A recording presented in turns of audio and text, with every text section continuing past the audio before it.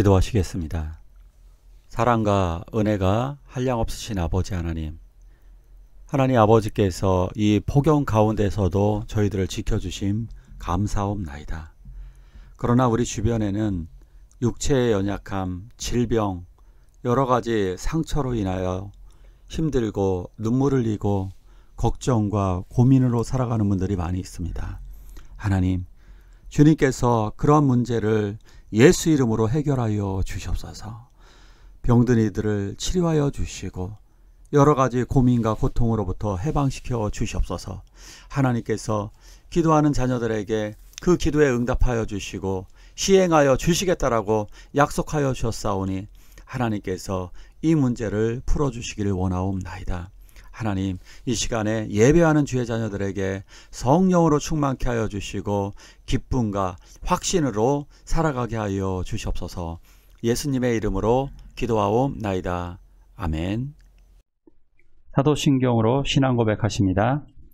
전능하사 천지를 만드신 하나님 아버지를 내가 믿사오며 그 외아들 우리 주 예수 그리스도를 믿사오니 이는 성령으로 잉태하사 동정녀 마리아에게 나시고 본디오 빌라도에게 고난받으사 십자가에 못 박혀 죽으시고 장사한 지 사흘 만에 죽은 자 가운데서 다시 살아나시며 하늘에 오르사 전능하신 하나님 우편에 앉아 계시다가 저리로서 산 자와 죽은 자를 심판하러 오시리라. 성령을 믿사오며 거룩한 공예와 성도가 서로 교통하는 것과 죄를 사하여 주시는 것과 몸이 다시 사는 것과 영원히 사는 것을 믿사옵나이다. 아멘.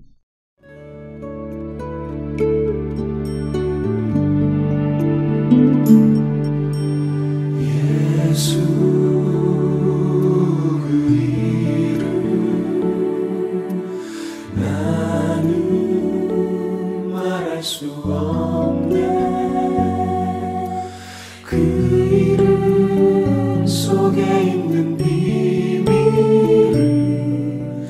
그 이름 속에 있는 사랑은 그 사랑은 말할 수 없어서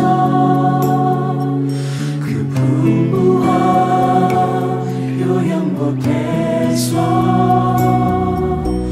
비밀이 되었네. 그 이름 비밀이 되었네.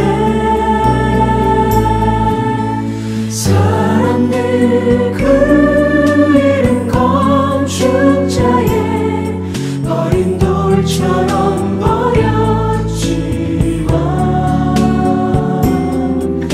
내 마음에 새겨진 이름은 아름다운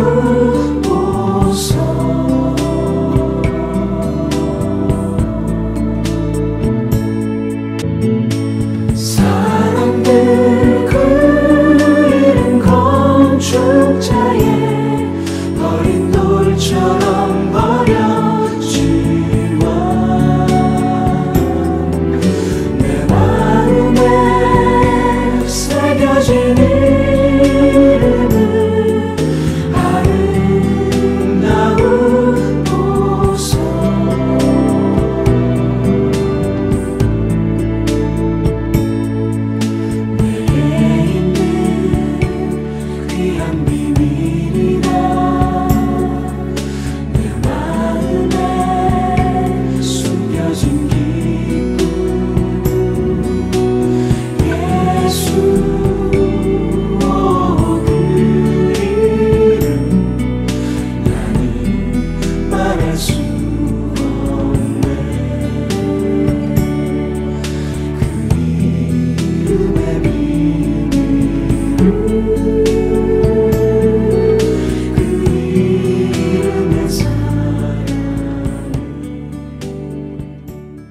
하나님의 이름은 무엇일까요? 하나님의 이름이 뭔지 아시나요?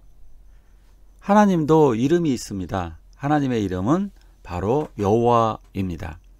하나님은 이름이 아니라 하나의 직책 아니면 구분하는 호칭이라고 말씀드릴 수가 있습니다. 마치 아버지처럼, 아버지라고 하는 호칭처럼 하나님은 우리들의 어떠한 신, 절대적인 신, 우리가 유일하게 믿는 그 하나님, 그 호칭이라고 이야기할 수가 있습니다.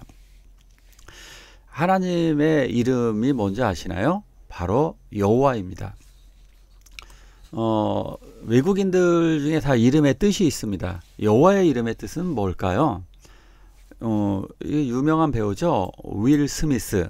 스미스라고 하는 뜻은 대장장이라는 뜻이 있습니다. 이런 이름, 스미스라는 이름이 굉장히 많고, 독일 쪽으로 가면 슈미트, 이렇게 부르죠. 슈미트라고 불러도 다 대장장이라고 하는 의미입니다. 미션 임파서블에 나오는 탐 크루즈가 있죠. 그런데 이 탐 크루즈가 이 영화 속에서의 이름은 이든입니다. 이든. 어떤 발음상으로 에단, 이렇게 에단이라고 부르기도 합니다. 이든, 에단. 이 이름은 결국 에덴 동산을 의미하는 거죠. 에덴 동산. 여호와 이름의 뜻도 있습니다. 여호와의 이름의 뜻은 무엇일까요? 같이 읽을까요? 여호와께서 모세에게 이르시되 너는 돌판 둘을 처음 것과 같이 다듬어 만들라. 내가 깨트린 처음 판에 있던 말을 내가 그 판에 쓰리니. 처음 돌판은 하나님께서 친히 만들어서 주셨습니다. 근데 두 번째 돌판은 모세가 이렇게 직접 만들어야만 했습니다. 왜 그럴까요? 이것은 우리의 가슴에 깊이 새겨야 한다. 깊이 만들어야 한다. 이러한 것을 상징적으로 또 보여주고 있는 것입니다. 모세가 이 돌판을 만드는 과정은 굉장히 힘이 들었을 것입니다. 그렇기 때문에 우리들은 하나님께서 주신 말씀을 엄숙하고 귀하게 대해야만 합니다. 저 돌판에 쓰는 의미가 뭘까요? 왜 종이에 쓰지 않고 돌판에 쓰게 했을까요? 간단하죠. 돌판에 쓴 것은 정말 오래 갑니다. 결국 오래도록 보존하기 위함입니다. 하나님의 말씀을 우리가 쉽게 보지 마시고 정말 마음속에, 마음밭에 우리가 기록해 놓아야 합니다. 하나님께서는 이 말씀을 우리들의 마음속에 이제 성령을 통해 새겨 놓기를 원하십니다. 그렇기 때문에 가능하면 이 성경 말씀을 여러분들도 외우시기 바랍니다. 성경 구절을 많이 외울수록 좋습니다. 성경 구절을 많이 외우면 어떠한 이득이 있냐면요. 고난 당할 때에 그 말씀으로 위로와 힘을 얻을 수 있습니다. 또한 이단들의 공격에서도 쉽게 넘어가지 않습니다. 또한 사탄의 유혹과 시험 때에도 예수님처럼 말씀으로 승리를 거둘 수 있습니다. 가능하면 말씀을 외우시기를 부탁드리겠습니다. 여호와께서 그의 앞으로 지나가시며 선포하시되 여호와라 여호와라. 이제 하나님께서 자기의 이름을 분명하게 선포하십니다. 여호와라 여호와라. 분명히 알게 해주셨던 거죠. 하나님은 인간에게 찾아오셔서 자기 스스로를 계시해 주셨습니다. 그리고 그냥 하나님이다. 마치 하나님이라는 용어는 신이라고 하는 용어처럼 그냥 보통 명사입니다. 절대적인 명사가 아니라 보통 명사입니다. 그러기 때문에 유일하심을 보여주시기 위해서 자기의 이름을 계시해 주십니다. 바로 여호와라고 하는 이름의 의미는 구원자이심을 보여주시는 것입니다. 그래서 모세를 부르실 때도 자신을 여호와로 소개하시고 십계명을 주실 때도 이렇게 여호와로 소개하신 것은 결국 예수 그리스도, 하나님께서는 예수 그리스도와 같은 구원자이심을 보여주신 것입니다. 그래서 예수님의 의미가 명백한 여호와는 구원이다처럼 여호와 하나님도 구원의 그 이름을 분명하게 보여주신 것입니다. 저도 이름을 아이들한테 제 이름 이현무라고 소개하지 않고 아빠가라고 얘기합니다. 그 아빠가라고 하는 의미가 뭘까요? 아내에겐 남편입니다. 그런데 제가 아이들한테 제가 이렇게 말 안 하죠. 얘들아, 남편이 말하는데 이러지 않습니다. 아빠가 말하기를, 그것은 친밀한 관계 속에서 사랑스럽게 표현하는 거죠. 그러니까 아버지라고 하는 의미와 또 아빠라고 하는 게 또 다르잖아요. 그것처럼 여호와라고 하는 용어를 사용하게 되면 이것은 구원의 이름이다, 이렇게 이해하시면 되겠습니다.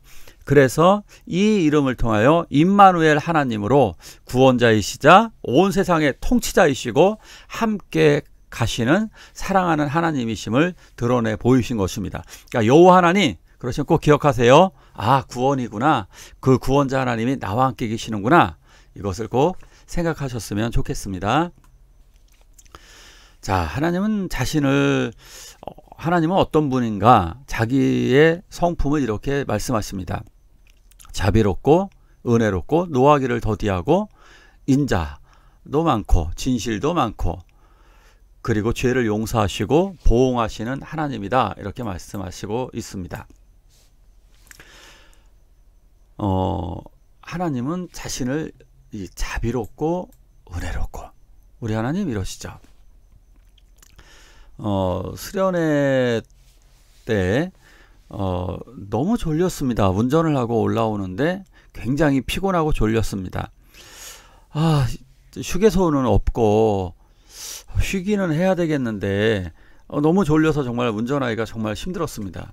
그런데 그 순간 어떤 생각이 딱 스쳤습니다. 그 생각은 무엇이냐면 저희 집 개를 그동안 돌보는 사람이 없었다는 사실입니다. 그동안 저의 동생이 개를 돌봐 주었었는데, 제가 어디 가거나 뭐 급한 일이 있으면 돌봐 주었었는데, 제가 그 개 돌보는 부탁을 잊어버리고 말았어요. 그 바람에 2박 3일 동안 저희 개가 먹지 못하고 용변을 보지 못했습니다. 이것 때문에 마음이 굉장히 부담이 확 되는 거예요. 그러면서 개가 불쌍해지기 시작하는 겁니다.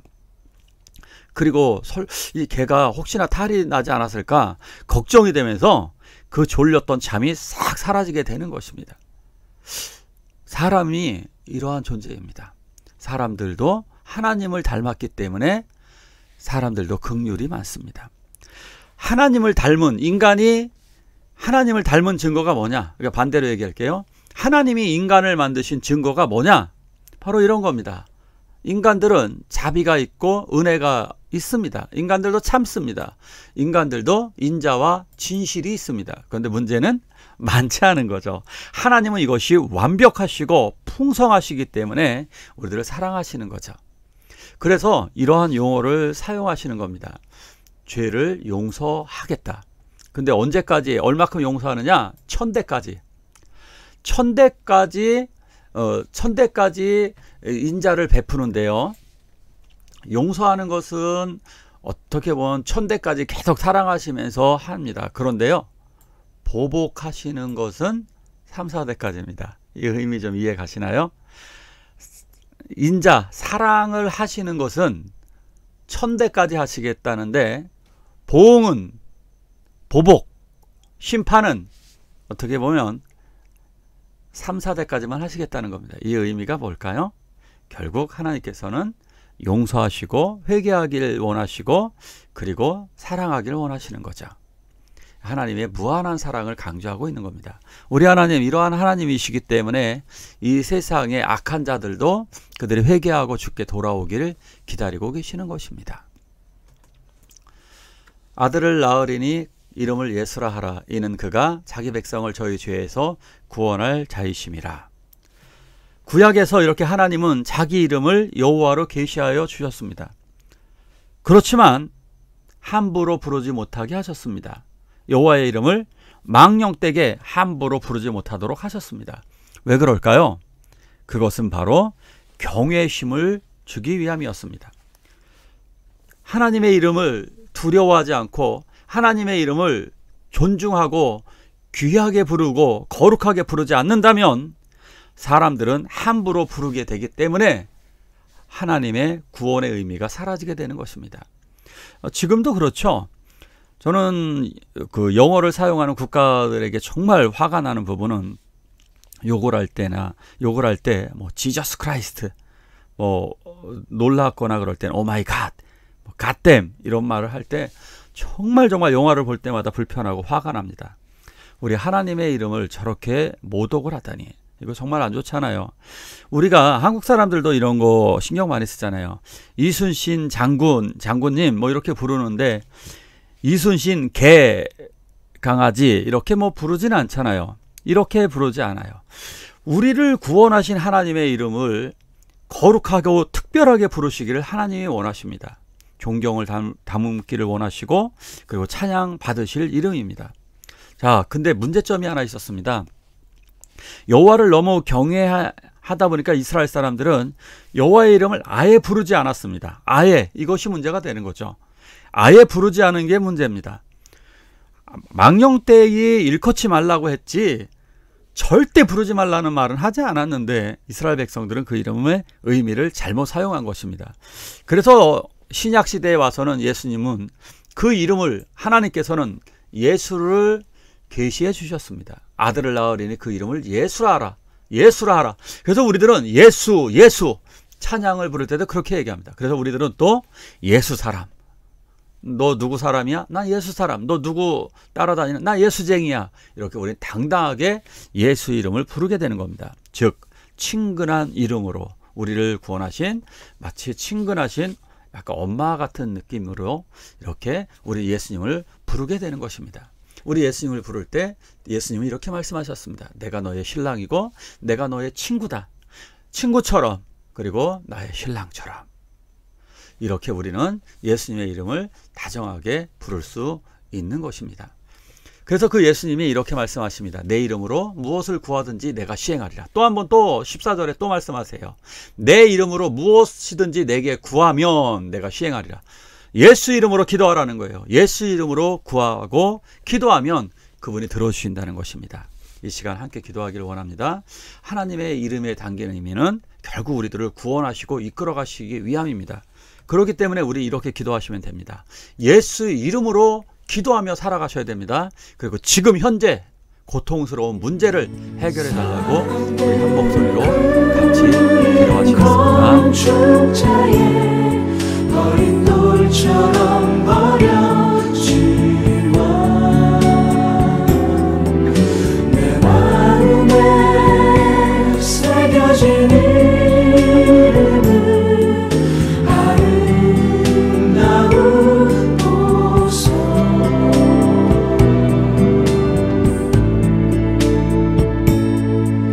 내게 있는 귀한 비밀이다.